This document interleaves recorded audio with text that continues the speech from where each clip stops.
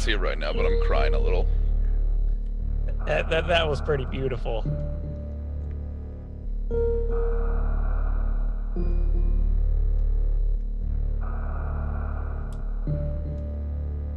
And welcome once again to InRetroSpection, the show where we review the retro today. I am Joshua Caleb, and joined, as always, by Zach Williamson, and today, once again, by Jeremy Veit. So, hello. How are you guys? I'm crying. Right. It's so beautiful. Yeah. Oh God. Say, when do you put those things together? That was some amazing work. I do that in my free time when I'm prepping for the Joshua show. has these spare pockets of space time that he escapes to, and he'll go and mix the together when no one's around. Oh, I wish that were true. Just art comes out. Yes, thank you. Though I can't take full credit for it because that intro is an amazing intro on its own. Oh God, isn't it though? Yeah. It's one of the most, like, it gives me goosebumps every time I see it. I know. What they were able to accomplish was just very basic tools, just limited sound effects and graphics, and it is amazing. So anyway, we should probably get into what we're actually talking about, which would be another platforming adventure series, Metroid. My personal favorite. Yes, I have gotten to like this a lot as well. Big fan of Metroid, especially the Super Metroid. Oh, We'll get to that one. Yes, the first one for the NES was the one that really was revolutionary and kind of what would you call it? Turned all the gaming nerds and guys on their heads when they finished it. this was the first major video game title and franchise with a female lead, and she wasn't just a female lead. I mean, she's badass. Yeah, definitely. Well, and Like, the thing that really did it was that Nintendo basically tricked everyone, and they didn't say it was a female, and No. they actually did it very, because I think if you look at the manual, the Samus Aran is referred to as a he. So it's not just like they said, oh, Really? this is this bounty hunter dude or whatever, and at the end they say, oh yeah, that was a girl, by the way. They actually call her a guy throughout the manual that you read in the back and everything, and then at the end they say, psych, it's actually a girl. Spoiler alert. Yeah, I should play my little sound here. Makes me wonder if it was like a... Spoiler alert. And I apologize if I just broke everyone's eardrums. Yeah, he just came in with crazy sounds. So it makes me wonder if the making Samus a girl was like a later decision, like they had the manual already written up, and then they decided to make it a girl. I think that's entirely possible. Yeah, it could be, because I would imagine they probably get the manual all written up kind of ahead of time before they actually, and for that matter, they could have planned it all the way through development, and at the very end they said, you know what, why don't we just make this a girl? Let's just, That would be wicked cool. yeah, let's just throw in a complete twist and throw everyone in a complete frenzy. It's like a M. Night Shyamalan movie, but good. Now, this Metroid is probably one of my least. I played a handful of Metroid games, but this is probably one of my least favorites because I think they overdid the vertical corridors, if you will. Yeah, they did dive quite a bit, but you gotta admit, this is one serious game. No, it totally is, and it really paved the way for the future Metroid games. And I mean, this was a very different gameplay, non-linear You know, Yeah, going. they had all the power-ups, tons of power-ups you could acquire, and you didn't have to acquire them in any specific order. And definitely, I think it was I think it was the first one to use a password save, so you weren't, you didn't have to rely on a battery save, which were somewhat new, and you also didn't have to rely on basically just playing the game in one shot. Yeah. But there are definitely some limitations. Like Samus can't shoot down or crouch downward to shoot. So your aiming trajectory is pretty limited.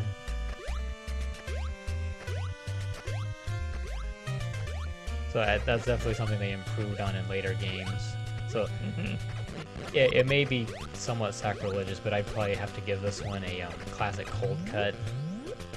Yeah, I can see why you would. I mean, I can understand that. But you know, for me, this is the video game that first taught me. Oh my God, there's a chick that can kick Iron Man's ass. Yeah. I think she would probably really win. Okay, so Hello, room. on to the direct sequel to this, which was for the original Game Boy.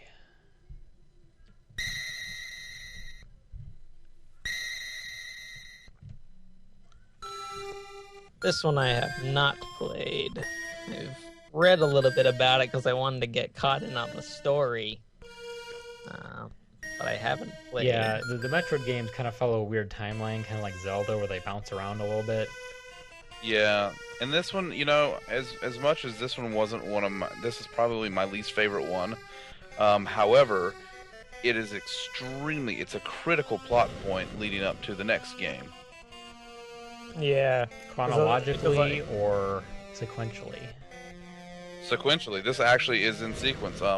1, 2, and 3 they are chronologically coherent. Now they've mixed other games. The rest of them are the ones that go in the prequels and the in-betweens and whatnot. Right. But yeah, this one kind of got mixed reviews. I think mostly because since it was on an inferior system, so the graphics and sound weren't quite up to par. But it did add some of the more advanced gameplay features, such as the downward shooting and the crouching and shooting, stuff like that. So it still was able to improve on the series.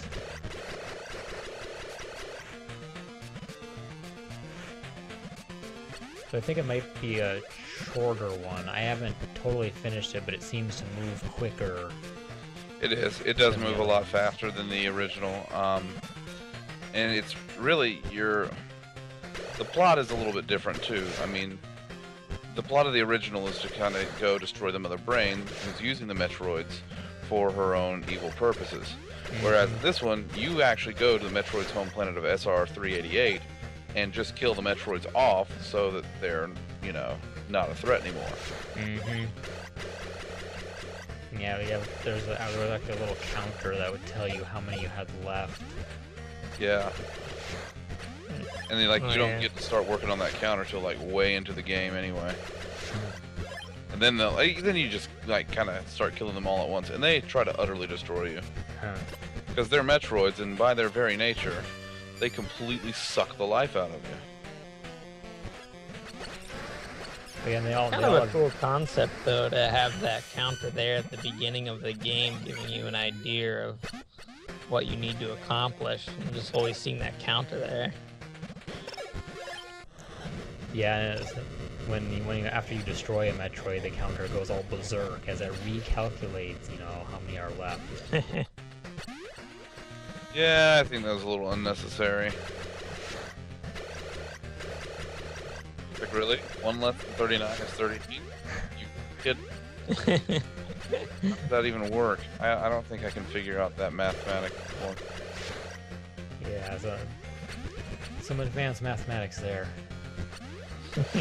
But yeah, it's a neat game. I mean, it was the first handheld one, and they had to. I mean, at the time they were taking all of their major franchises and making handheld versions of them, but I just wasn't terribly impressed by Metroid 2. Although, because it has a very important plot point, spoiler alert. Spoiler alert. Because it has such an important plot point, where at the end you find there's one Metroid larva still, alive, and you end up saving that larva, and then it follows you around like you're, like a child. Mm-hmm. And that actually develops throughout like the entire series. Yeah, mostly in the next game, and that's actually a very, very huge part of the next game. Not until later. It's how the next game starts, and it's also very important about how it ends. But we'll get to that in a moment. Yes, that is the next one we have.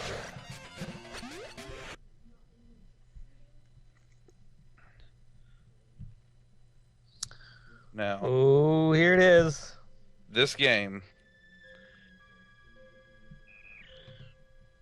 my God, This game, period. this is my favorite platformer of all time. In fact, Electronic Gaming Monthly named it the best game of all time back in 2003. Wow. I mean, it deserves it. I've played this game all through more than probably any other individual game. And this game takes forever to complete. It's amazing though, as it's just a ride the whole way. It is, and it's like you look at it, and it's a Super NES game, but it's absolutely gorgeous. Yeah, they really push the hardware to the limits on this one. I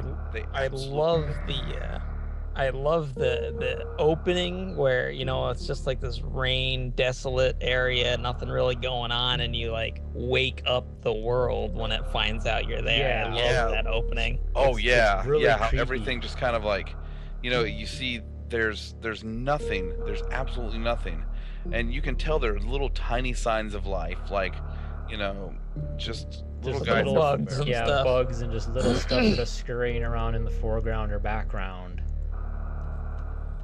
But they, oh God, this game is just.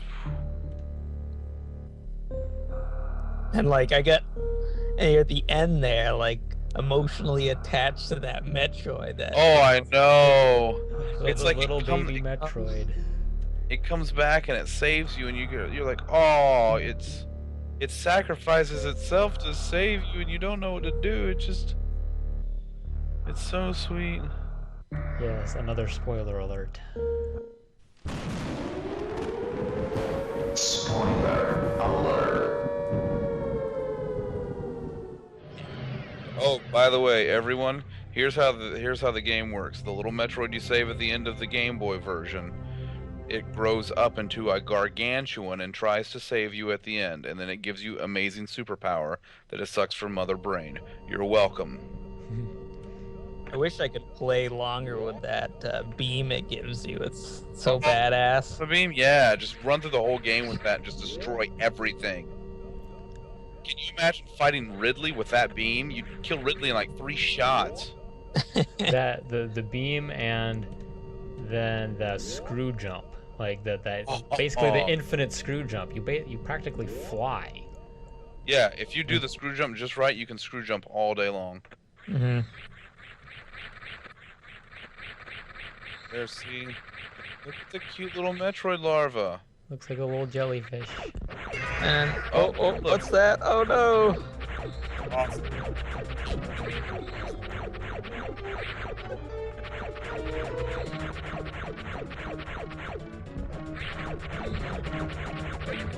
There's so many like little secrets in this game too. You don't realize until playing it a couple of times.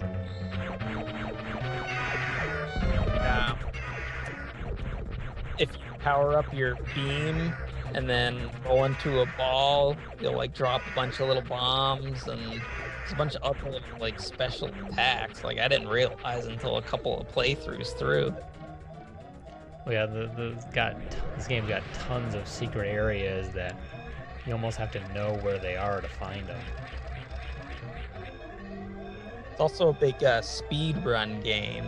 Lots of people Oh you know, yeah, trying to get this game done in as few number of frames. Like they don't even count it by the seconds. It's by how many frames.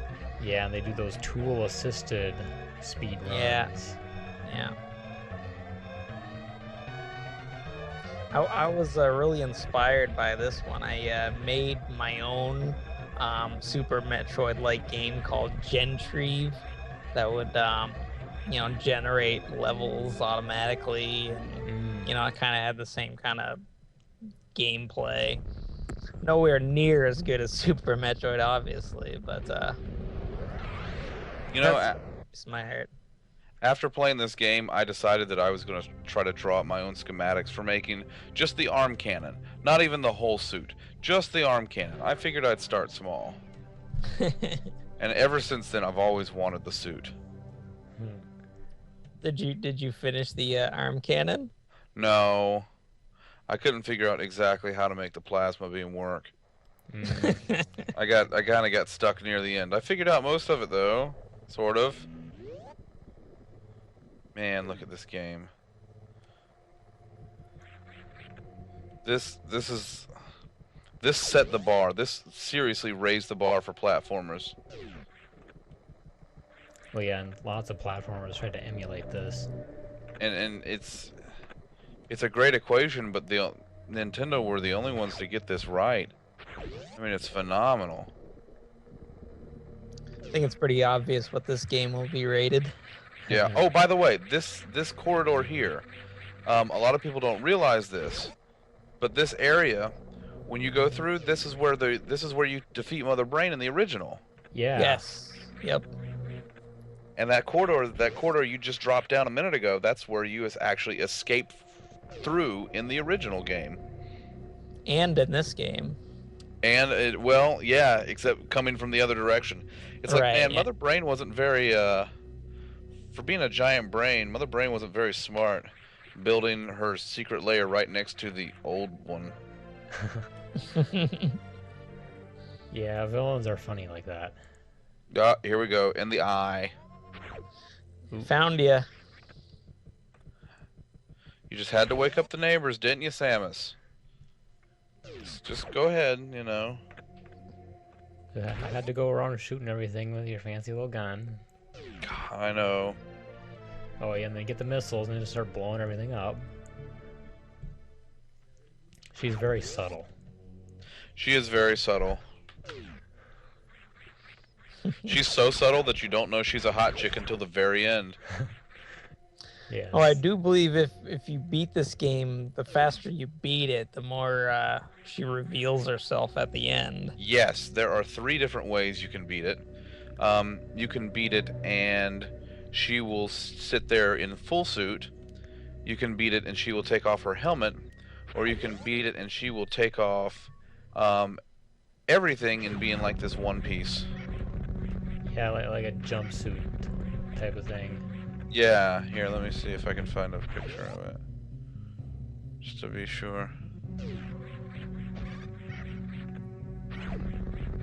Though I think you are right, because I think there's a hacked version of this that lets you play as Samus in her jumpsuit. Or as we come to call her later, Zero Suit. Yes. But we'll get into that in a minute. Ah, here it is. Yeah, it's like this one piece with the stomach. There's no cloth there. It's weird. Well, it's Nintendo. They've been known for some weird stuff.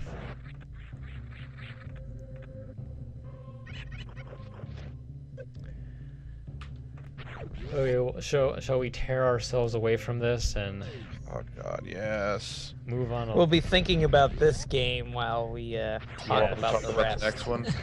Yep. Yeah, so next we're I'm arranging this a little differently, but so next we're gonna jump to the GameCube, All right. to one of the other really incredible Metroid games. You know, a friend of mine and I were talking about this the other day. When the new console that Nintendo is supposed to release next year comes out, they had better make a Metroid title in this style. Yeah. This was a triumphant return of the Metroid series. Well, and it's sort of odd because Metroid completely skipped the N64. They did, and that's And that's the so Game Boy weird Color. because, like, of all their major franchises, it was it's the only one that didn't have an N64 title. Yeah, I wonder if they were waiting, because the N64 was when everyone was making the jump to 3D, and not everyone made it successfully. No, they didn't. You're right. And if first-person shooters, if they were going that direct, I mean, because they could have just slapped 3D graphics on Super Metroid and called it a day, and had that be their N64 version. But if they were already planning on going for a first-person shooter, if they didn't think those had evolved enough, or they didn't like the way they worked on the N64,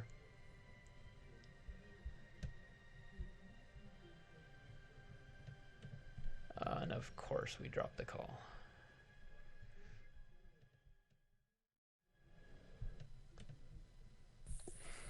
Ooh, I hear buzzing. I'm not quite dead. Good. He's I alive. think I got attacked by a space pirate. Oh, is that what it was? I think it was, yeah. I saw one of them crawling up my wall, and then there was this beam coming from his face, and then all I remember was my computer died. It's because you were working on the arm cannon. They didn't want you to continue your research. Apparently not. Somebody tipped him off. Joshua. I was trying to shop the idea around and see if anyone could mod it to make a portal gun. Oh, is that what it was? Yes, I really wanted the portal gun, and your design. You leave the portal gunning to me, thank you very much. I don't know. I think I'd take a portal gun too if you. See, the managed size to and get shape one. was perfect. I mean, the power source, it just needed that interspatial rifting part. Okay. All right, only a couple more minutes here, so let's roll through Prime. Yes. All right, look at me go, Back on? disrupting the show.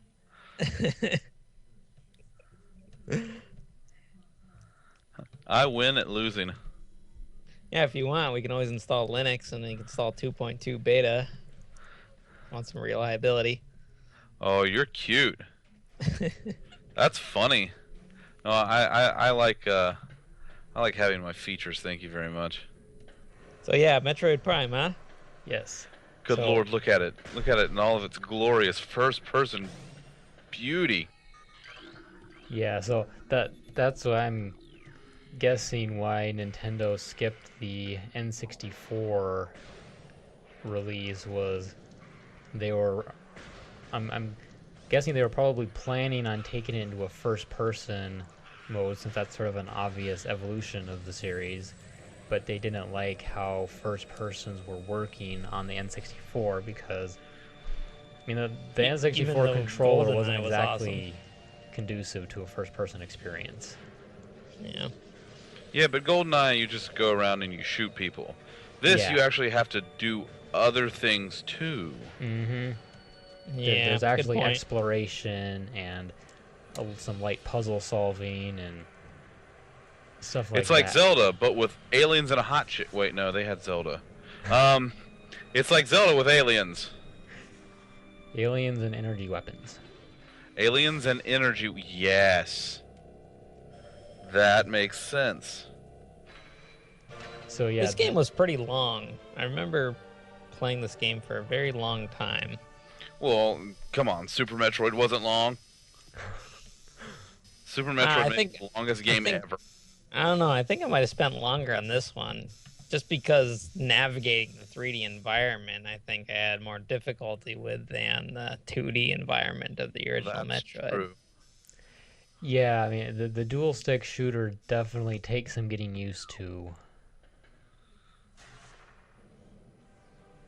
But this was probably easier than most since you had the lock-on feature carry over from Zelda. And there wasn't, I don't think there was nearly as many as some first-person shooters where basically all you do is run and shoot things. This you have to run and shoot things and scan things and then yes, shoot other things and then roll up into a ball and like roll underneath things and around things. See, like this. Yes. A lot of stuff going on with this. Yeah, the scanning different thing, types of beams, and the scanning thing was probably the one cool yet also annoying feature.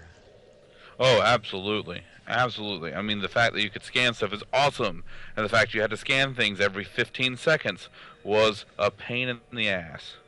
Yeah. that was basically how you interacted with the world, was scanning things. But otherwise, I mean, it's cool. You could scan just about anything in the world and find out more about it. So yeah, there was a lot of content you could scan for and read. Mm-hmm. Yeah.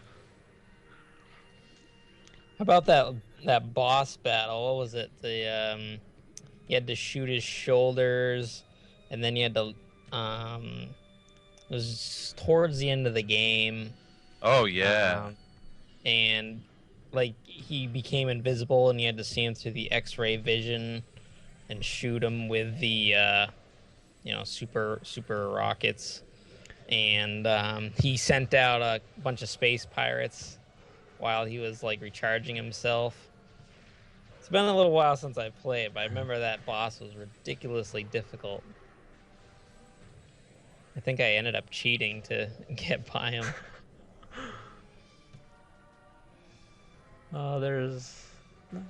I'm up for a little cheating every now and then.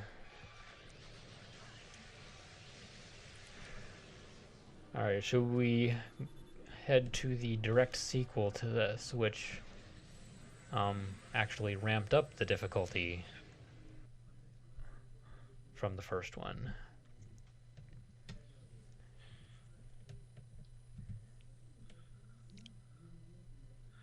You know, this is when things started to get a little funny.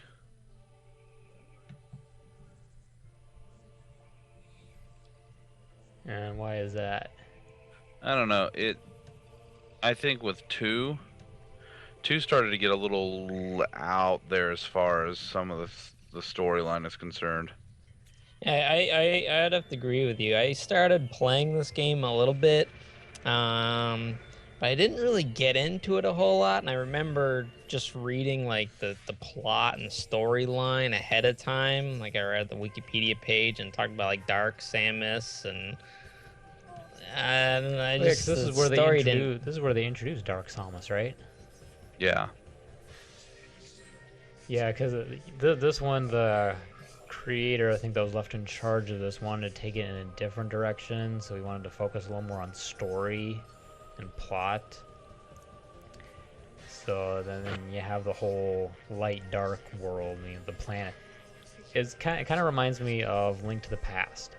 Oh, absolutely. Where you go in and you the- draw the Master Sword, and then suddenly you're in the Dark World. Yeah, you have the light world and the dark world, and stuff you do in one affects the other, and you have your dark opposite that you have to fight, and definitely very Zelda like that. It's like the room from the Water Temple in Ocarina of Time, where you have to fight the mirror image of Link. Yeah, and so some people have called this sort of the Majora's Mask of Metroid. It kind of is. The darker, more, what do you call it? Sinister. Yes, darker, more sinister take on the game. And it's also more difficult, so...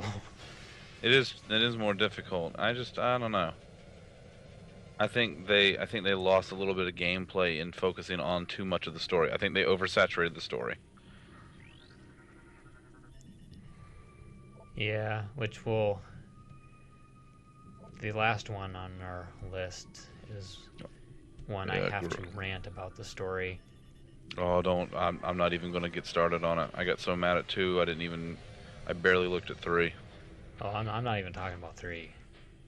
Oh, this? you mean at the very bottom of the list. Yeah, Oh, yeah. I mean Oh, the no, I very haven't even last gone one, near it yet. I've heard so many bad things at this point, I'm not even going to go near it. Oh, is this the other M? Yes, Yeah. we haven't got to that one yet, but when we do, things are gonna get ugly. Things have already gotten ugly in the form of that game. That game is an abomination. All right, well, do you have to run out, Jeremy? I do. But I also say I love Metroid. Probably the last game that I really enjoyed of the Metroid series was Metroid Prime, the original. My best one was Super Metroid. Oh yeah. I'm hoping for some maybe even some 2D ones if they, with the new Nintendo Wii. I'd definitely play a 2D one. If they're Yeah. gonna make another game like Metroid M, I'd rather than make a 2D like Super Metroid kind of game. But Metroid Prime also was great, so You'll have to catch the full episode later. They still have a few more 2D ones left in the tank that were pretty good. Yeah. Alright. Not quite the caliber of Super Metroid, but But Worth good playing. attempts nonetheless. yeah. All right, guys. All All right. right, man. Good See to ya. talk Talk to you to you. later. Enjoy. All right, let's power through this thing. Okay. We'll touch on 3 and then... Yeah, 3 I played a little ways into it, and I actually kind of liked it. It felt like one they really started getting epic with it. Yeah, The intro obviously is nowhere near Super Metroid, but at least No, like, it's the not. music and just kind of the whole sort of the scale and the new gameplay features, and looks like you could actually control your ship through a little remote visor doohickey. Doohickey, that's always a good word to use. Yeah, I especially like the music, but The music in this game is phenomenal. I'll give it that. It is a gorgeous, gorgeous game.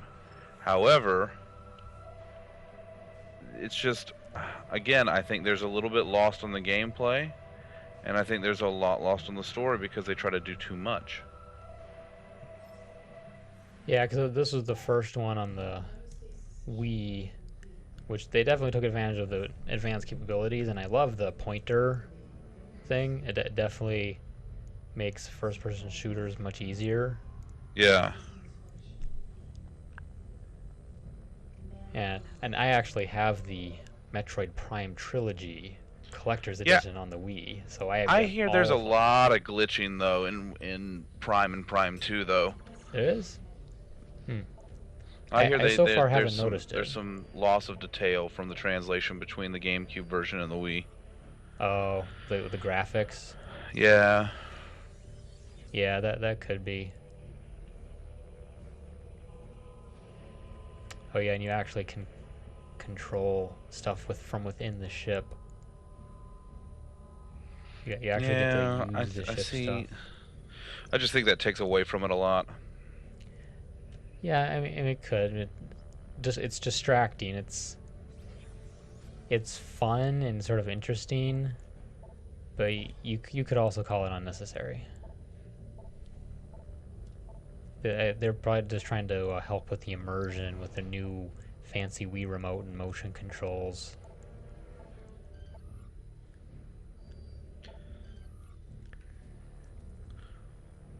But yeah, this one I think they focused a little more. They had more secondary characters, I think. Yeah, they did. They did have a lot of secondary characters, which is nice. It expands the story, but I still think there was something lost in the gameplay. I think they were trying to... I think the Wii controls, the way they were used in this game, were a little gimmicky. With the pointy remote or more the nunchuck style? I think more of the nunchuck style. Yes, whenever they try to take advantage of the nunchuck thing, the lack of 3D or IR capabilities in the nunchuck really makes it pretty useless. It basically, all it knows is whether or not you're moving it. So, yeah, the nunchuck was probably a bit much.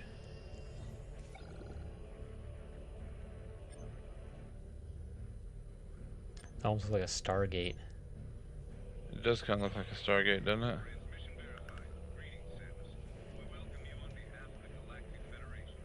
The Galactic Federation. That's right, Galactic Federation. You guys owe me. I killed a bunch of Metroids. I killed Mother Brain twice. Oh, and then don't even get me started on fusion. We'll get started on that in a minute. But yeah, I don't know. I think the ship controls were just a little too much. Although the ship is pretty. Yeah, they upgraded a little bit. Alright, well, before we move on to the rest of the games, let's have a quick word from our sponsors, shall we? Okay. Before Nintendo came out with Super Metroid, we wanted to make sure it was the most intense Metroid battle ever. So we thought we'd see how Killer here would fare against it. Ready, boy? That's 24 megs worth of weapons, worlds, and weirdos old Killer's up against. Nintendo's biggest game ever. He's a big boy. He can handle it. Well, let's see how he did. Ship it! Super Metroid, only on the Super NES. 24 megs. 24 megs, and up to that point, everything was only 16. Yeah, that was considered a lot. That was a huge cartridge for the Super NES, man.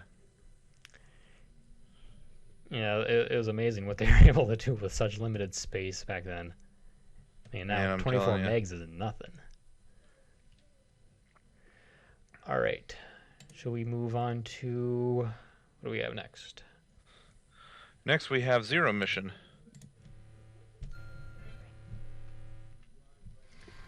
Zero Mission, the first time I played it, I was a little concerned about it. Well, yeah, because it's basically a remake. It is. It's a remake of one with an entire second part to it. But man, they did a phenomenal job with this game. Well, yeah, because they took an interesting take on it. Instead of basically completely upgrading all the graphics and sound and just calling it Metroid for Game Boy Advance, they made it more of a retelling where Samus is recounting her tale of when she first fought Mother Brain and the space pirates and everything. And there's a lot of elements that they change in here, or they add in here, like first of all, the way the map is done, that's cool. The way that the Chozo statues can transport you, that is too cool. And then, you know, showing you different clues and hints on the map where you need to go, because it really did add a more linear element than the original had. But this game really, it took the original and it greatly improved on it. And I think you're right. It is more of a retelling than anything else because it's so different. Yeah, not just a straight up remake like a lot of Game Boy Advance or even they've done on the Game Boy Advance, the DS, and just about every system they've done a remake of a game, and it's basically just that. They just take the game, make it prettier, and ship it. Yeah. This, they actually expanded on the gameplay. She now has all of her more advanced capabilities, like the crouching and the downward shooting and stuff like that. So it makes it a lot more like Super Metroid. Plus, I mean, honestly, the pause screen where you have your inventory, that's a really good looking screen. And then you've got like these mini bosses in here. These are cool. Yeah, because they just show up out of nowhere, and you sort of fight them or avoid them or whatever, and then they just go away almost as quickly as they appeared.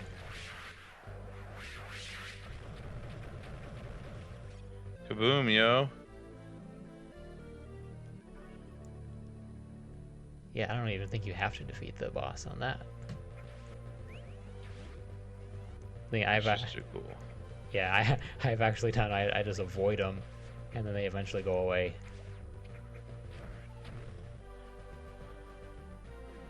But then you don't get the cool charge beam. Oh, see, I couldn't live without the charge beam. The charge beam has saved my ass more times than I care to count. I love it. Yeah, and this also, I think this also added, I don't think this was in the original, but there's these little tiny purple beetles. Oh yeah, these guys are everywhere. Yeah, and then they attach themselves to you, and then pretty soon you're just swarming with these little beetles, and they just start eating your health away. So you have to roll up in a ball and then blow them all up. Hey, energy tank. Ah, yes.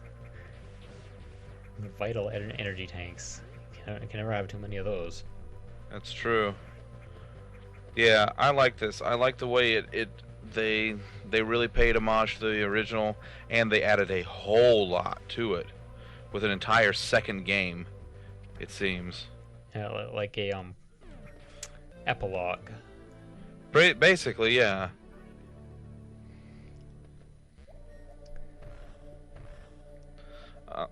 Shall we continue? I think we shall. Hopefully they'll bring this to the 3DS with their rumored Game Boy Advance Game Boy service. Oh man, if this game comes to the 3DS, I'm going to buy a 3DS just to have this game. All right, next, move on to Fusion. Oh. Which this, I think, story-wise, is the last in the story. This is chronologically the last Metroid game as far as storyline, yes. And once again, it plays off Super Metroid and Metroid 2 because Samus, gets infected with this bizarre X virus, and the only way to save her is to use a sample from the baby Metroid larva that she saved. And that's the only thing that can counteract the virus, but in turn also turns her into part Metroid. Mm-hmm. So she gets her new fusion suit. And the suit she can't take off or she dies. Though oddly enough, I think in the credits she actually does take it off. I think you're right. I think eventually, but it's very strange. Yeah. This is a cool setup, though. I mean, you've got a lot of new interesting dynamics where you're interacting with the station computer, and how it turns out to be evil. Of course. And then you've got the fake, the X Samus that's running around trying to kill you. Yeah, and there's also added a couple new gameplay dynamics. She can actually grab ledges and climb things. Yeah. Which that was sort of neat. I always wonder why characters can't just grab a ledge and just climb up it. Right. Yeah, and they did really well with the gameplay in this. Yeah, because that was the thing where you could jump off of a ledge that you were hanging. Sort of a quasi-wall jump. Because I think she did have the wall jump in Super Metroid. Yes, the wall jump was actually a pretty critical element. But she still couldn't actually grab a ledge pull herself up or jump from it. Right. So yeah, that was nice. Yeah. Oh yeah. This is the gameplay in this is just flawless to me. The story is still a little off. I mean, I can understand the basis, but it seems a little far-fetched. And it almost seems unfair. It seems like Samus is kind of... It's like her end. Well, yeah, because it's supposed to be the last in the series. It makes me sad. I'd love to see Super Metroid redone. That would be great. Yeah. Able to But do that on the this was... 3DS. This is my favorite handheld version, hands down.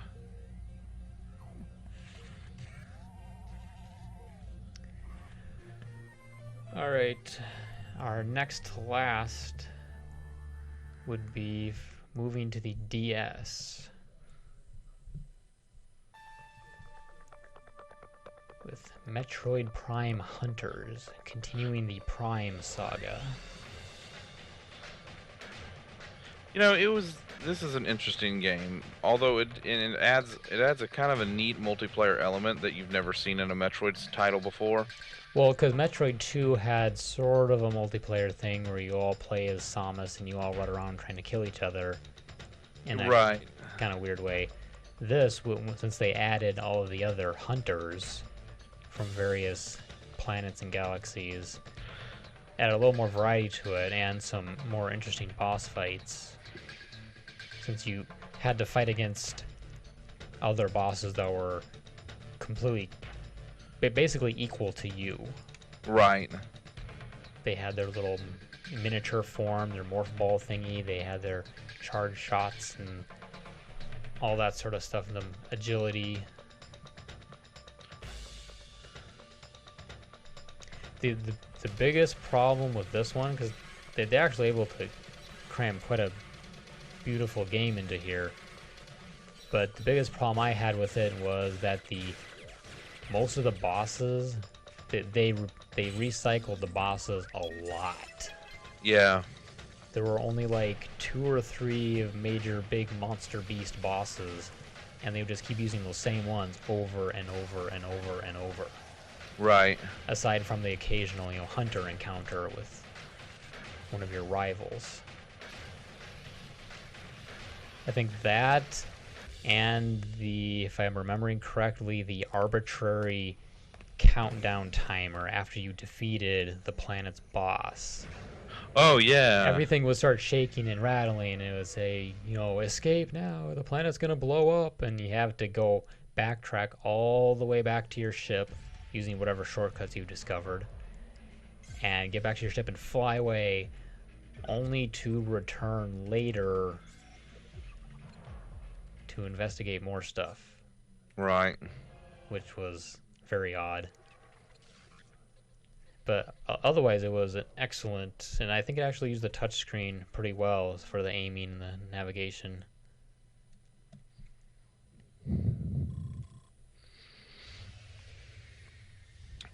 And I guess that brings us to our final title.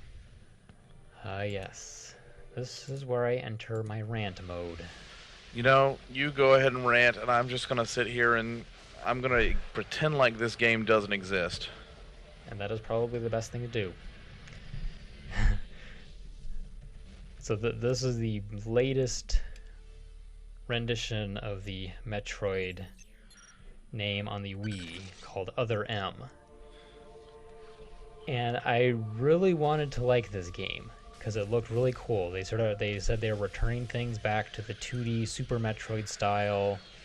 It was going to have more story, really detail Samus's character. But there were many problems with each of those promises. The first problem with returning to the Super Metroid style of gameplay, the side-scrolling thing. While it looks like a side-scrolling platformer, it is actually a 3-dimensional platformer that you control with a 2-dimensional D-pad. So that's kind of clumsy. And then They also wanted to add a throwback to the Prime series with the first-person mode. So you're controlling the game with your Wii Remote sideways. And so now you want to actually look around and maybe lock onto an enemy and shoot him or whatever. So you flip it around, point the Wii Remote at the TV. You go into Samus's helmet view, like in Prime, and you start moving and you start pointing around and shooting at stuff. But while you're sitting there shooting at stuff through the visor, you cannot move at all. You're basically glued in place. Which means all the bosses can then start pounding on you relentlessly. Because you're a sitting duck. Yes. So you may have greater control to aim and shoot at them, but they also have a sitting duck to hit. So that basically ruins the gameplay. So then we move on to the story, which is supposed to flesh out Samus's character and add lots of backstory and really give her a soul, and because she's always been sort of this mute strongman type thing. So they give her a voice, which was the first mistake, because she sounds like a whiny teenager. And then the story sort of plays off of Super Metroid, because it's sort of, I think this is the next to last one. Yes, this is between Super Metroid and Fusion. So yeah, you have, they start out with a little on our last episode type of thing where she's remembering the little Metroid baby saving her. And then you go into the present, and then there's this disturbance on this research facility, as always, with Metroid and whatnot. Although I have to admit, the cinematic there is really, really awesome. Yes, that's why I said I really wanted to like this game, because the cutscenes and the cinematics, it looks incredible. But the problem is there are a lot of cinematics, some of them very long, which I'm not entirely against, because I like a lot of story with my games, provided it actually works, because some games don't really require or benefit from a story, but this one I definitely could have. Look at it. I know. Like, when I played Super Metroid and I got to this part, this is exactly how I imagined it would be in real life in my head. Yeah.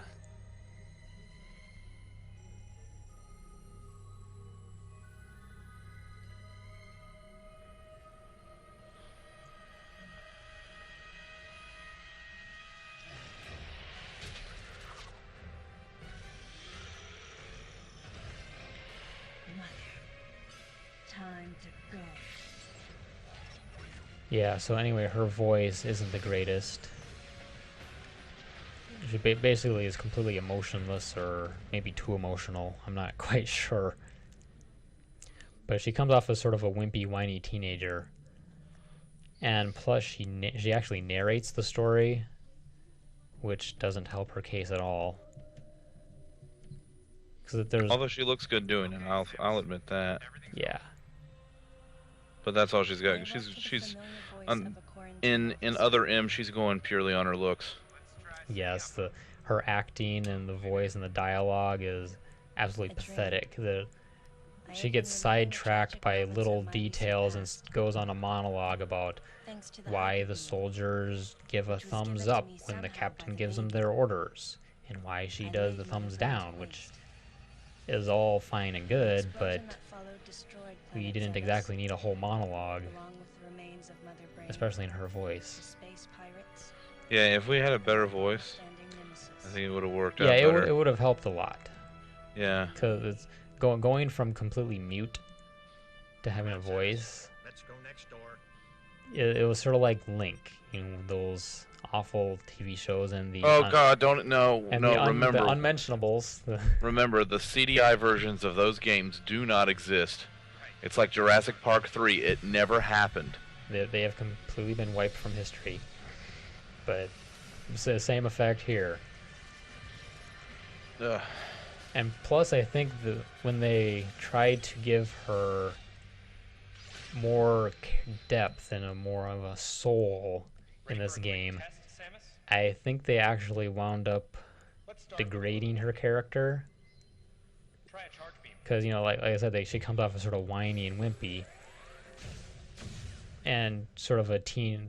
A lot of people say that she's basically is acting like a teenager with father issues.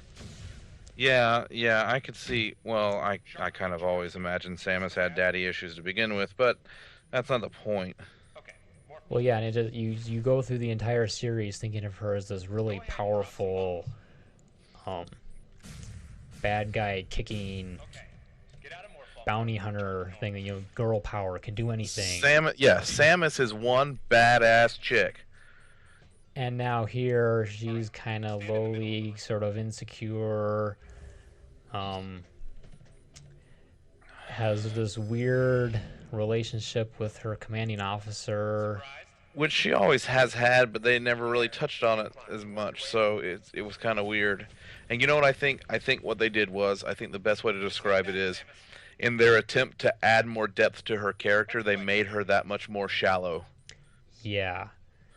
And a lot of people have complained, because when you get to the actual game and you're aboard the science vessel, whatever, you actually are completely all powered up. She has all of her abilities and all of her power upgrades.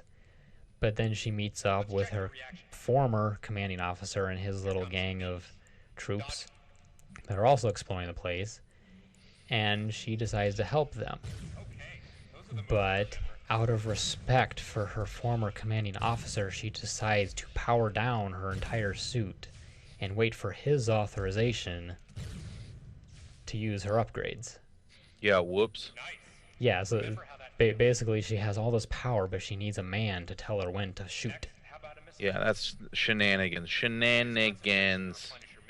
Yeah, and it's especially apparent when you're going through the various levels, and you get to a point where, what was it? You get to a point where you get thrown into this big fiery lava volcano thing, and the guy shouts to her, "Use your Varia suit to protect against the heat." Like, oh yeah, she needed permission to activate a heat shield to save her life. Yeah. Really? Really, has she not done this? Did she not just get done being on Zebedee again, where there's molten lava again? Yeah, and then another point, one of her friends in the army, whatever, is being attacked by a giant monster, and there's a huge chasm in between them.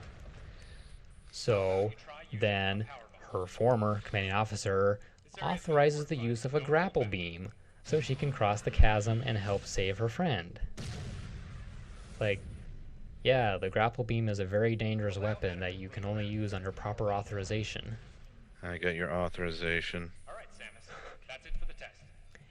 And then the last thing that really Grinds your gears. yeah, that really tore her character, I wondered if this too was a result of the power the baby gave me. is at another point, this is another sort of spoiler, Ridley, of all creatures, shows up. And Samus becomes terrified with fear and paralyzed and unable to move and just sits there gasping and panting and shrieking as Ridley proceeds to pound her and grab her and throw her around like a doll. So then her friend has to come in and save her, and he ends up getting thrown off the ledge and into the lava. And then even after he gets thrown over the edge into the lava and Ridley is turning back on her, she still has a hard time getting up to the guts to actually shoot the guy. Planet Zebes was annihilated, and all Metroids were exterminated. So I think thus ends my rant, or at least a large majority of it.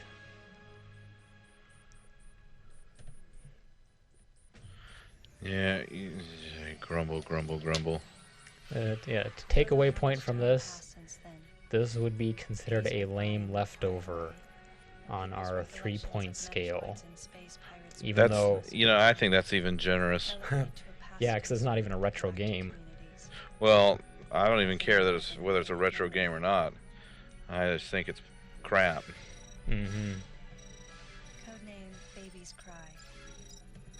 Really? Yeah, and now she has to go and explain why this is called a baby's cry, and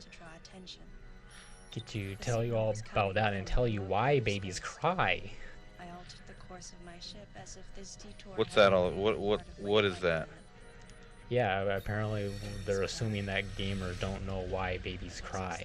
No, what's a baby? I don't know. I'm a gamer. Oh yeah, that's right. They should have explained that too. Yeah. They goofed it. Wait, this game has a girl in it? What are girls? Yeah, I only know these blue dudes and plumbers and green guys that go around destroying evil sorcerers. What are these cute things in these dresses that I'm saving?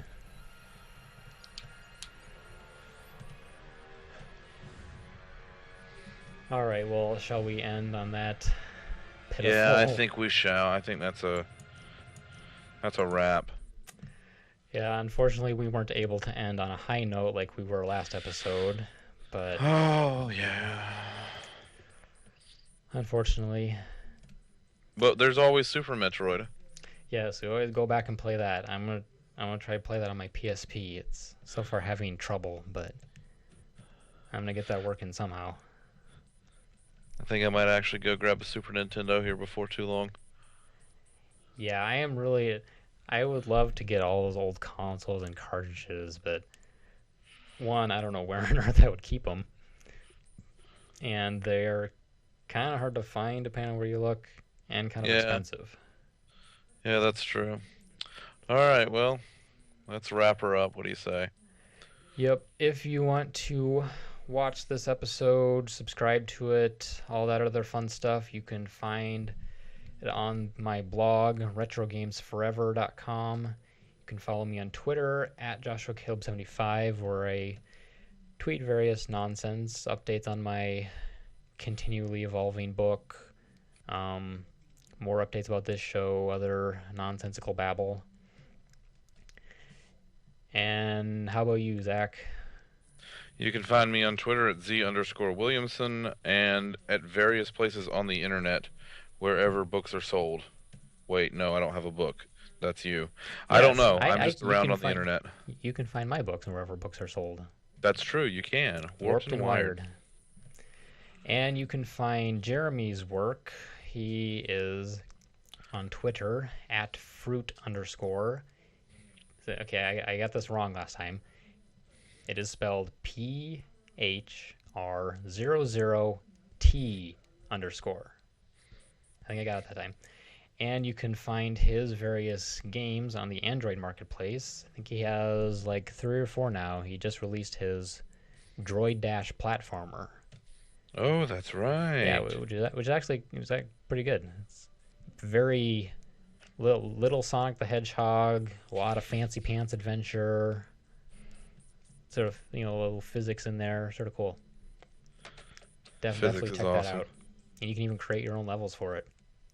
That's right. A little tricky, but if you get into it, you can make your own levels. So I think that about does it for this week. And thanks everyone for watching. We will see you next week in the past.